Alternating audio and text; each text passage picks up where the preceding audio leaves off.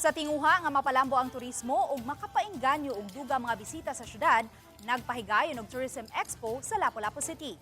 Ang detalye sa report ni Nico Sereno. Uban ang mga tourism ug business stakeholders, formal nga gibuksan ang Lapu-Lapu Tourism Expo nga gipangunayan nila ni Mayor Cindy King Chan ug Lone District Congressman Junard Ahong Chan.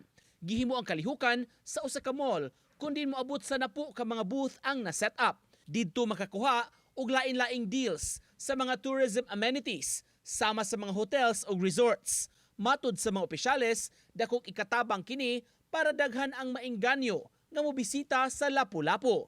Important ni kay kanang pareha sa katong pag-COVID na down kay atong tourism, so nagbalik turismo ta adto. So we requested atong mga stakeholders na ipaubos ang rate, ma-afford sa atong local tourist ana. So tabangay lang gyud. Mulanat ang Tourism Expo og 5 ka adlaw o hangtod karong Biyernes, June 19. That showcases the best of Lapu-Lapu City and strengthen our position as a premier tourist destination in the Philippines and the world.